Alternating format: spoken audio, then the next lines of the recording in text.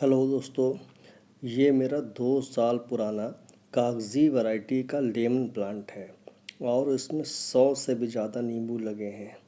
ये सिर्फ 20 लीटर वाली पेंट की बाल्टी में लगाया हुआ है। मैं आज आपको इसका सीक्रेट बताने वाला हूँ जिससे आप भी नींबू का प्लांट फलों से भर जाएगा। मैं हूँ अनूप, आप देख रहे हैं अपना YouTube channel Anoop terrace garden. आज मैं आपको बताऊंगा गमले में नींबू उगाने और ढेरों नींबू पाने का सिंपल तरीका क्या है। वैसे तो नींबू का पेड़ ज़मीन पर उगाया जाता है, लेकिन आप इसे घर की छत पे, टेरेस पे, बालकनी पे कहीं भी उगा सकते हैं। पर वहाँ 5-6 घंटे की धूप डायरेक्ट आनी चाहिए। ये कंपलसरी है नींबू के प्लांट के लिए। नींबू के प्लांट में फूल तो आते हैं पर फल में नहीं बदल पाते। कई बार ऐसा होता है कि फल भी छोटे छोटे होकर ही सूख के रह जाते हैं। इसके लिए ये प्रॉब्लम्स अमूमन सभी के साथ होती है। अगर आपके पास थोड़ी सी नॉलेज है तो इस प्रॉब्लम से आप छुटकारा पा सकते हैं। वैसे तो कुछ विशेष बातों का ही ध्यान रखना चाहिए नींबू के प्लांट के लिए। नींबू का प्लांट जब भी लगाएं आप तो वो ग्राफ्टेड वैरायटी का होना चाहिए, बीज का पौधा नहीं होना चाहिए। कागजी नींबू का पौधा घर की छत पे आसानी से उगाया जा सकता है और उसमें अच्छे नींबू भी आते हैं। लेकिन गमले का साइज कम से कम 20 इंच का होना ही चाहिए। इससे कम का गमले का साइज नहीं होना चाहिए। इसकी गमले की जो मिट्टी होती है वो बहुत भुरभुरी होनी चाहिए। बिल्कुल ड्रेनेज इसका बहुत अच्छा होना चाहिए। अगर ड्रेनेज अच्छा नहीं होगा तो पानी नहीं निकलेगा तो नींबू का पौधा जो है सड़ जाएगा, आपका प्लांट ना ही उसमें नींबू आएंगे। कागजी नींबू का पौधा 100 रुपये में, 100-150 रुपये का नर्सरी में आसानी से मिल जाएगा। इसकी जड़ें जो हैं वो चौड़ाई में फैलती हैं, गहराई में कम जाती हैं। इसलिए कभी भी आप लगाएं तो थोड़ा सा चौड़ा गमला होना चाहिए। इसकी मिट्टी बिल्कुल भुरभुरी होनी चाहिए। बिल्कुल मिट्टी सॉइल जो होता है वो सॉइल इतना अच्छा होना चाहिए। अगर ज़रा भी चिकनी मिट्टी है या पानी रुक रहा है तो फिर उसमें ना फूल आएगा ना फल आएगा। ये प्रॉब्लम रहती है। मिट्टी बिल्कुल भुरभुरी होनी चाहिए। उसमें मिट्टी बनाने के लिए सिंपल तरीका है जो हमने यूज़ किया है। 40% मिट्टी जो होती है वो गार्डन सॉइल के ले लीजिए या खेत की कोई मिट्टी ले लीजिए। उसमें आप वर्मी कंपोस्ट डाल दीजिए, अच्छी क्वालिटी का वर्मी कंपोस्ट डाल दीजिए। 20% कोकोपीट डाल दीजिए। कोकोपीट या धान की भूसी 20% डाल दीजिए। अभी आजकल धान कट के आने वाला है तो धान की भूसी आसानी से आपको मिल जाएगी। 100 रुपये में 2 या 3 बोरी आपको मिल जाएगी आसानी से। वैसे तो मैं धान की भूसी का इस्तेमाल करता हूँ, कोकोपीट का भी इस्तेमाल करता हूँ। कोकोपीट ऑब्ज़र्व करता है, बहुत होल्ड रखता है मॉइस्चर को, मगर धान की भूसी में ऐसा नहीं है। वो पानी को पूरा ड्रेनेज निकाल देता है। तो इसलिए अमूमन मैं धान की भूसी इस्तेमाल करता हूँ।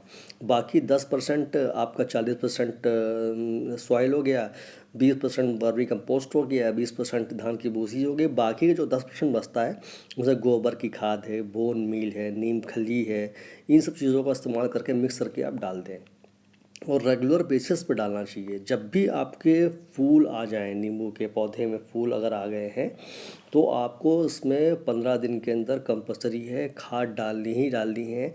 एक प्लांट में अगर एक 20 इंच के पॉट में कोई नींबू का प्लांट लगा है तो उसमें 4 टीस्पून तो खाद चाहिए ही चाहिए एटलीस्ट।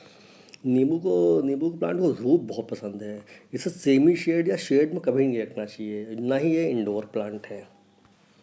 नींबू का ये पौधा जो है हमारे, आप देखिए इसमें खूब ढेर सारे फल आए हैं। बहुत गुच्छे भर भर के आए हैं। कम से कम इसमें सैकड़ों होंगे। मैं तो काउंट भी नहीं कर पाया क्योंकि इधर से उधर जा रहा था, उधर से इधर आ रहा था। इसमें इसके जो फल का साइज़ भी देखिएगा, अभी ये पके नहीं हैं, अभी ये हरे हैं। अभी जब ये पकेंगे तो ये जो है आप बिल्कुल पीले पड़ जाएंगे।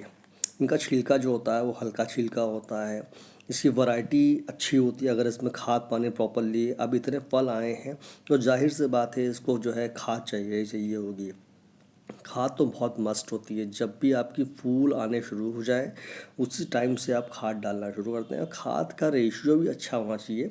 उसमें ये नहीं कि आप नॉर्मल खाद डाल दें, गोबर की खाद डाल दी, वर्मी कंपोस्ट डाल दी, अगर उसमें बोन मील, नीम की खली, सरसों की खली नहीं है तो फिर ये इसमें प्रॉब्लम आएगी। देखिए 20 लीटर का है पॉट हमारा, सिर्फ 20 लीटर के पॉट में। सपोर्ट के लिए हमने इसके लिए 2 पाइप, पुराने पाइप थे बिजली के, वो लगा रखे हैं और उसको हमने धागे से बांध रखा है, क्योंकि ये पतला होता है, इसका जो तना होता है ना वो पतला होता है। इसके सॉइल देखिए बिल्कुल भुरभुरी है, मैं आपको पास से दिखा रहा हूँ, देख रहे हैं आप, बिल्कुल भुरभुरी सॉइल है। ज़रा सा भी इसमें कुछ चिकनाहट नहीं है कि मिट्टी रुक रही है कि नहीं है। पानी अब ग्राफ्टेड है, देखिए ये ग्राफ्टेड है हमारा, ये नीचे से लगा रखा है, पतला पतली सी डंडी है और इसमें सैकड़ों नींबू लगे हैं, सैकड़ों नींबू। और ये इसको कि इतना ज़्यादा इसके अंदर हैवी फ्रूटिंग हो गई है कि हमको उसको बांध के रखना पड़ा है, 2-2 पाइप लगाए हैं ताकि ये नीचे गिरे नहीं। वैसे तो नींबू का जो ये पौधा होता है, ये आपका अभी ये सीज़न आ गया है इसका, फ्लावरिंग सीज़न तो आपका अगस्त में आ गया था, जैसी बरसात शुरू होती है। अभी एक हमने देखिए इसे छोटे पॉट में लगा रखा है, ये जो आपका है ये 14 इंच का पॉट है और ये सीमेंटेड है। छोटा पौधा मैं लेके आया था दूसरा, इसका दूसरी वैरायटी का। तो इसमें भी देखिए हल्का सा छोटा सा नींबू देखिए अभी आ गया है। पेड़ बहुत बड़ा नहीं है, पेड़ अभी ये 1.5 साल का ही है, 1.5 साल का होगा पेड़ ये। और अभी ग्राफ्टेड था ये, तो इसलिए इसकी ग्रोथ अच्छी है। इसमें न्यूट्रिशंस, खाद प्रॉपर्ली, फूल देखिए आ गया है, अभी ये स्टार्ट हो रहा है इसमें। ये फ्लावरिंग अभी स्टार्ट, फ्लावरिंग के साथ साथ फ्रूटिंग का भी इसका सीज़न आ गया, तो फ्रूटिंग आने लगी है, फ्लावर देखिए आ रहे हैं। वैसे अमूमन फ्लावर बरसात के मौसम में आ जाते हैं, बरसात के मौसम से लेके ये आपका नवंबर दिसंबर तक का खूब अच्छे से जो है ये नींबू देता है, फल देता है। मगर जो जाड़ों का मौसम होता है ना, ये मौसम इसका थोड़ा सा रुक जाता है, इसकी ग्रोथ रुक जाती है। जाड़ों में जैसे ठंडी है पड़ती है, वो दिसंबर जनवरी की जो ठंड होती है, इसमें इसकी ग्रोथ रुक जाती है। इसकी ग्रोथ का सही टाइम है बरसात से लेके और नवंबर लास्ट तक के। अभी देखिए छोटा सा पौधा है, फ्लावरिंग आ गई है, एक नींबू भी आ गया है इसके अंदर। तो ये जो पौधे होते हैं ये बहुत सेंसिटिव होते हैं और अच्छे होते हैं, खुशबू बहुत आती है इसमें। रात में आप जब इसके पास बैठेंगे तो खुशबू बहुत आती है। अब इसकी इसकी भी सॉइल देखिए बिल्कुल भुरभुरी है सॉइल, मगर ज़रा सा भी इसमें ये भी नहीं है कि मिट्टी में लड्डू बन जा रहा हो, जैसे अगर हम उसको पंप बंद कर रहे हैं ऐसे। मिट्टी बिल्कुल ऐसी है जैसे बालू होती है वैसी है, मगर न्यूट्रिशंस बहुत है इसके अंदर। देखिए मिट्टी काली है, जितनी अच्छी मिट्टी होगी, भुरभुरी होगी, वो काली होगी, वो समझ लीजिए कि उसका न्यूट्रिशंस बहुत प्रॉपर होता है। इसमें न्यूट्रिशंस किसी भी, चाहे वो फल का पौधा हो चाहे फूल का पौधा हो, उसमें बहुत कंपलसरी होता है।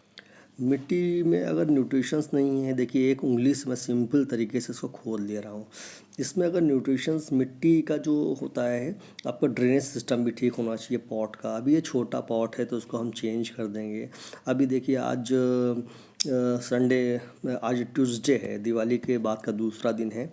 अभी हम इसमें अपना प्रॉपर्ली सुबह सुबह मॉर्निंग में अपना टेरेस गार्डन पे आया हूँ, तो ये हल्की सी में जो है मेरी कंप्लीट खाद है, इसको मैं बना के रखता हूँ डब्बे में।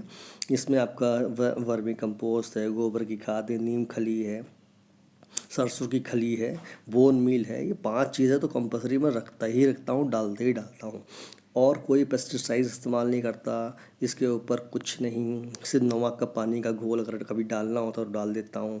अब इसको प्रॉपर देखिए गमले में हमने डाल के, और इसको जो है हम अभी हल्की सी गुड़ाई कर देंगे, उसको छोड़ देंगे, क्योंकि मॉइस्चर है अभी, तो हमको अभी पानी डालने की ज़रूरत नहीं है।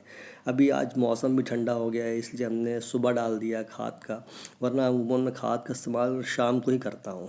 अब देखिए इसमें इतने अच्छे अच्छे फ्रूटिंग आ रहा है, फ्रूटिंग सीज़न भी है ये हमारा। मेन जितनी अच्छी हमने मेहनत करी साल भर, उसका रिजल्ट हमको दे रहा है। ये खाली एक पॉट में सैकड़ों लगे हुए हैं, काउंटेबल काउंटेबल है, मैं काउंट भी नहीं कर पा रहा। 3-4 बार काउंट करने की कोशिश भी करी तो वो इधर से भूल जाता हूँ, उधर से भूल जाता हूँ।